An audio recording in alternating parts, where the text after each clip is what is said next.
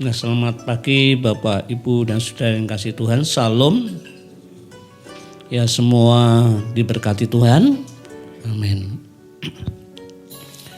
Ya, kita patut bersyukur kalau saat ini kita boleh berkumpul bersama-sama untuk selalu mengingat bangsa dan negara dengan doa-doa yang terus kita panjatkan kepada Tuhan. Karena memang sangat perlu sekali keadaan negeri ini, yaitu dukungan doa untuk kita semua sebagai orang-orang yang bertanggung jawab, anak-anak Tuhan ikut bertanggung jawab untuk situasi bangsa kami. Dan kita akan merenungkan firman Tuhan. Kita akan baca di dalam Injil Matius pasal 4.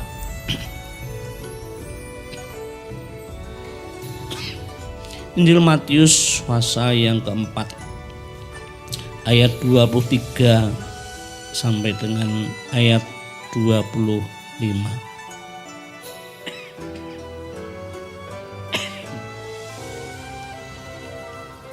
Injil Matius pasal 4 ayat 23 sampai 25, demikian firman Tuhan.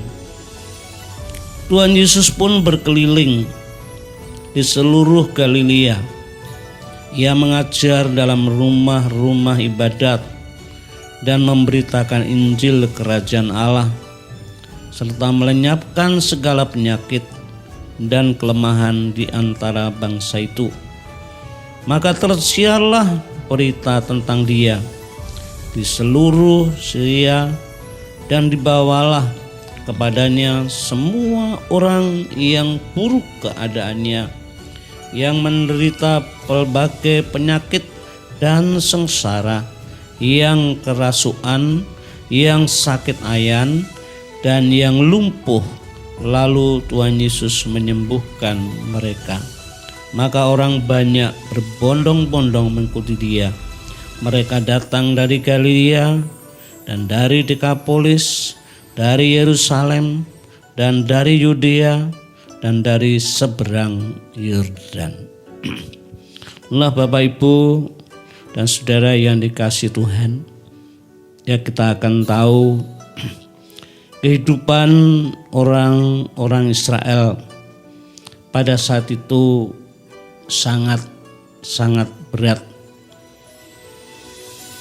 ya, karena di bawah penjajahan bangsa Roma. Ya, tidak ada bedanya ketika Indonesia pun juga mengalami dijajah. Pasti kita tahu bahwa orang yang dijajah itu tidak enak dan sangat menderita dalam hal kebutuhan hidup sehari-hari, dalam keamanan, kesejahteraan, sungguh sesuatu yang sangat tidak dirasakan. Ya, sangat berat. Nah, Bapak, Ibu, dan saudara yang dikasihi Tuhan, sehingga ketika ya di negeri Israel itu alami kondisi yang berat, sehingga banyak ya orang yang menderita sakit, juga menderita kemiskinan. Nah, ketika orang-orang Israel dalam keadaan susah, ya, menderita, Tuhan Yesus saat itu yaitu datang dan melihat, memandang situasi keadaan orang-orang yang susah dan menderita, memandang perlu untuk menyatakan kasih-Nya. Ya. Dikatakan dalam firman Tuhan ini, yaitu dengan apa? Berkeliling di seluruh Galilea. Ya, berkeliling di seluruh Galilea. Ini bukan perkara yang ringan. Ya. Bukan perkara yang ringan, bukan untuk jalan-jalan berwisata, tapi di situ menunjukkan sikapnya untuk menyatakan kasihnya, yaitu mengajar di rumah ibadah. Ya. Berkeliling di seluruh Yudea, wilayah Galilea itu sejauh seberapa kalau mengelilingi, wah itu bukan suatu perkara yang ringan. Ya. Bukan perkara yang mudah. Mengelilingi seluruh Galilea. Ya. Mengajar di rumah ibadah. Ya. Kita tahu siapakah Tuhan Yesus. Tuhan Yesus itu adalah pribadi Allah yang telah menjelma jadi manusia. Ya. Dia sungguhnya di surga sudah mulia,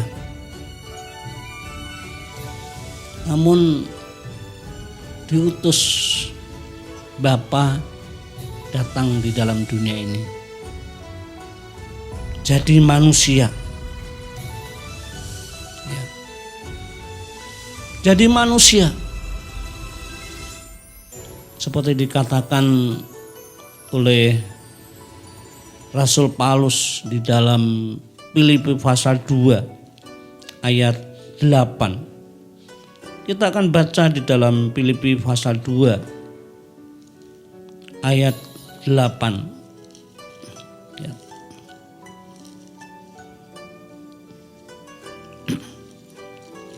Filipi pasal 2 ayat 8. Ya. Demikian firman Tuhan. Dan dalam keadaan sebagai manusia ia telah merendahkan dirinya dan taat sampai mati, bahkan sampai mati di kayu salib. Ya. Jadi kita tahu bahwa dia adalah Allah yang turun ke dunia jadi manusia. Dia merendahkan diri. Menderita. Jadi perjalanan mengelilingi di seluruh Galilea itu bukan suatu pekerjaan yang ringan, berat. Namun karena diutus oleh Bapa untuk mengasihi umatnya, dia lakukan. Ya. Dia lakukan. Masuk ke rumah-rumah ibadah, mengajar untuk membuat orang itu ngerti akan kebenaran firman Tuhan. Untuk mengajar orang tahu apa yang menjadi kehendak Allah bagi umatnya. Tuhan itu tidak membiarkan umat pilihannya, supaya mereka mengerti di tengah-tengah kehidupan yang berat, di tengah-tengah kehidupan yang susah, dia tidak tenggelam dalam kesusahan terus. Ada harapan. Ya, ada harapan. Ya. Di situ Tuhan Yesus mengajar rumah-rumah ibadah. Berapa rumah ibadah di situ saat itu? Kalau berkeliling di seluruh Galilea. Ya, perjalanan yang tidak ringan, namun Tuhan lakukan. Dikatakan dan memberitakan Injil Kerajaan Allah, bagaimana kuasa Allah untuk mau menolong umatnya, menyelamatkan umatnya, disampaikan menjadi suatu berita untuk orang Israel, ya, untuk mengalami akan rawatan Tuhan. Dan di situ juga dikatakan serta melenyapkan segala penyakit dan kelemahan di antara orang Israel. Ya. Nah Bapak Ibu, inilah sesuatu yang dikerjakan Tuhan Yesus sebagai anak Allah datang ke dalam dunia, yang tidak membiarkan umat pilihannya, umat Israel dalam kehidupan yang tertekan, menderita. Dan Tuhan nyatakan bagaimana kasih-Nya untuk menguatkan mereka, untuk punya pengharapan. Dan di situ pun Tuhan juga lakukan sesuatu untuk, yaitu menyatakan mujizat-mujizatnya, melenyapkan segala penyakit, dikatakan, dan kelemahan di antara orang Israel. Suatu yang luar biasa. Nah Bapak Ibu dan Saudara yang dikasihi Tuhan, dan apa yang dilakukan Tuhan Yesus ya, di Galilea, seluruh Galilea, dengan apa yang diajarkan, ya, apa yang dilakukan untuk menolong banyak orang, ya, itu tidak sia-sia. Ternyata disitu membuat banyak orang diberkati, ya. Banyak orang yang dipulihkan hidupnya,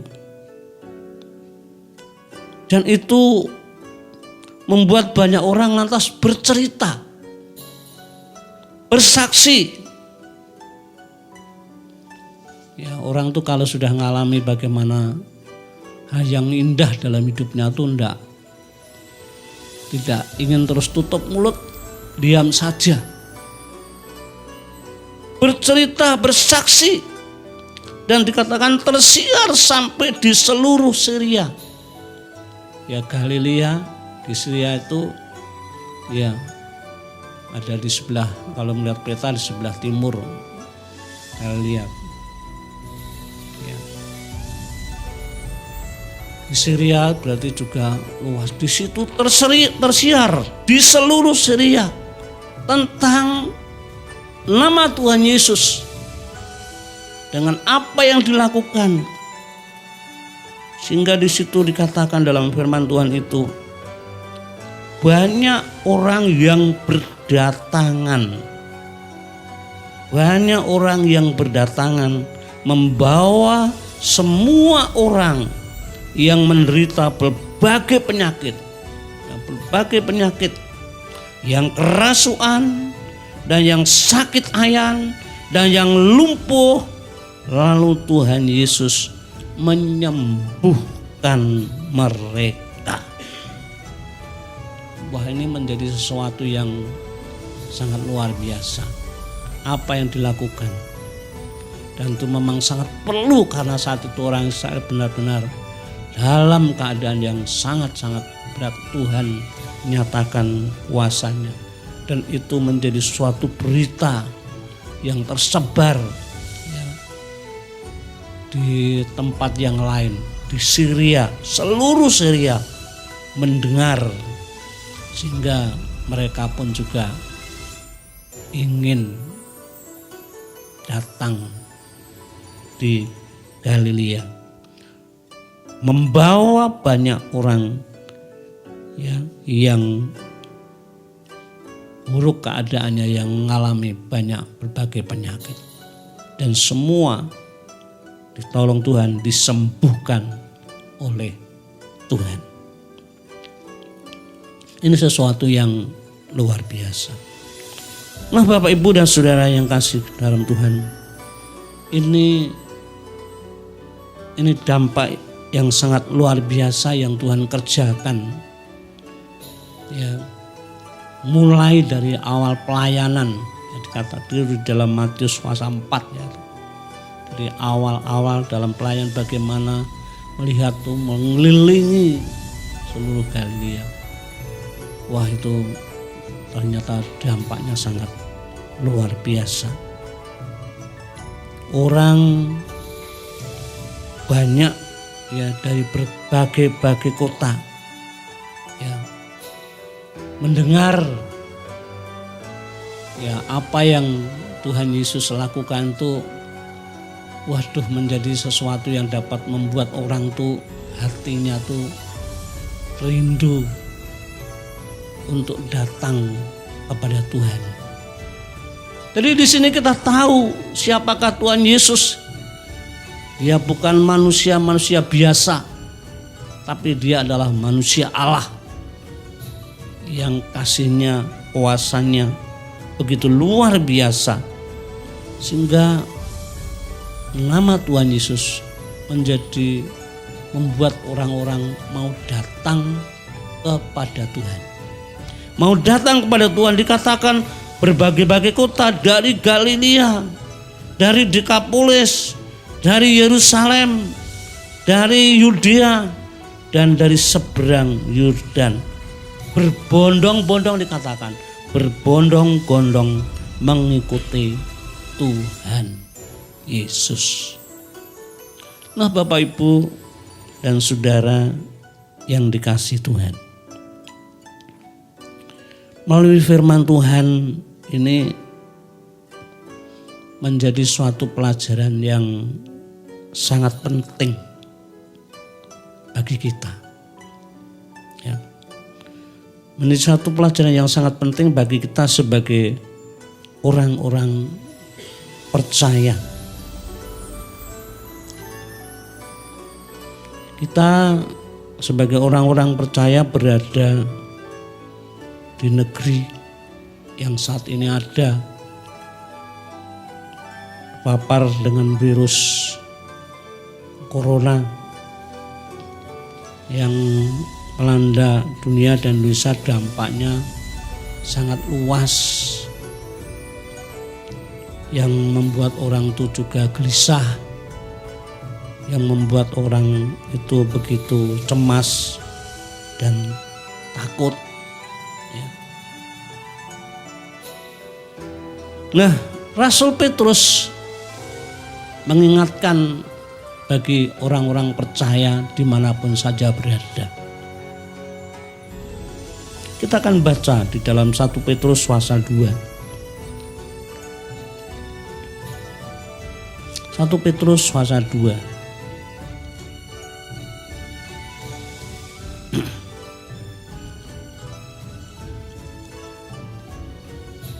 Ayat 9 dan 10.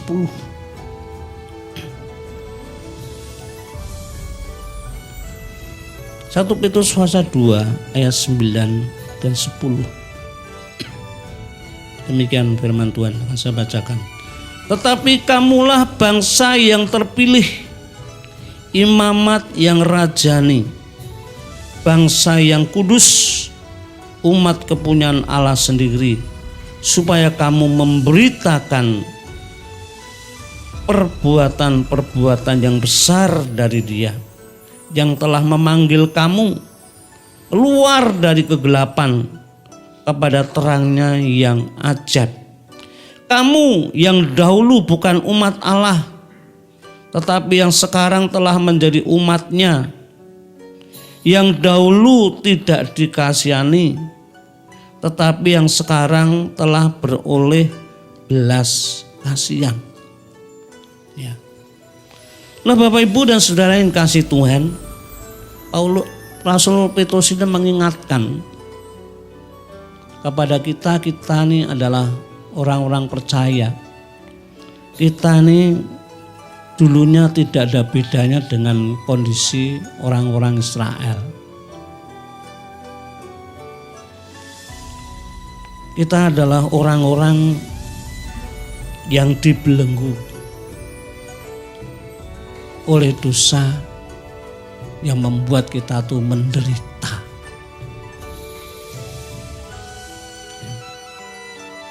Orang yang jauh dari Tuhan, ya. Orang bukan menjadi menjadi umatnya Tuhan, tapi oleh karena kasihnya Tuhan Yesus, ya, kita ini dikatakan yang dulu bukan umat Allah tapi sekarang telah menjadi umatnya, yang dahulu tidak dikasihi tetapi sekarang telah beroleh belas kasihan. Ya. Dan kita ini dijadikan ya di dalam firman Tuhan itu menjadi imamat rajani. Ya. Imamat rajani, bangsa yang kudus, menjadi umat kepunyaan Allah sendiri yang punya tujuan untuk kita ini mau menjadi duta-dutanya Tuhan. Ya. Orang percaya dipanggil ya untuk menjadi duta-dutanya Allah. Ya. Di dalam situasi keadaan bangsa kita yang saat ini dalam yaitu pandemi virus corona, ya memang kita paham situasinya memang sangat-sangat berat. Tapi kita inilah orang-orang yang sudah dipilih oleh Tuhan untuk menjadi alat-alatnya. Dalam keadaan ini kita punya peranan masing-masing di bidangnya masing-masing untuk tetap yaitu menjadi duta-duta Kristus untuk memberitakan kabar baik. Ya. Kita sama seperti orang-orang pada saat itu yang sudah ditolong Tuhan. Tuhan, karena Tuhan Yesus kita percaya bukan hanya untuk diselamatkan saja, namun ternyata ada tujuan yang lebih baik, yang lebih mulia untuk menjadi duta-dutanya Tuhan di setiap bidang kehidupan kita masing-masing dimanapun saja berada. Ya. Kita sadar memang bukan perkara yang mudah, tapi Tuhan itu ingin di tengah-tengah situasi ini tidak membuat suasana yang tidak baik, tetapi terus selalu bagaimana kita berbuat sesuatu yang terbaik sesuai dengan kehendak Allah di setiap bidang kehidupan kita masing-masing dalam dimanapun saja berada. Sebagai di dalam keluarga, sebagai kepala rumah tangga, ya, di masyarakat, di tempat pekerjaan, bahkan di pelayanan, di dalam jemaat, demikian juga hal yang lain dimanapun saja berada, kita tetap di dalam lingkup duta-dutanya Allah untuk terus dapat memberitakan ya kabar baik melalui kehidupan kita, melalui perkataan kita, tingkah laku kita. Ya, itu sesuatu yang Tuhan kehendaki. Supaya ya banyak orang yang diberkati, dalam kelemahan dikuatkan, dalam kesusahan mereka dihiburkan. Ya, dalam kegelapan ada terang yang menyinari. Itu sesuatu yang Tuhan kehendaki bagi kita sebagai orang-orang percaya. Seperti Tuhan Yesus bagaimana ketika berkhotbah dalam khotbahnya di bukit. Ya, bagi orang yang mengikut Tuhan dikatakan kamu adalah terang dunia. Kamu adalah garam dunia. Ya, punya tanggung jawab yang besar. Ya, mengemban tugasnya Allah.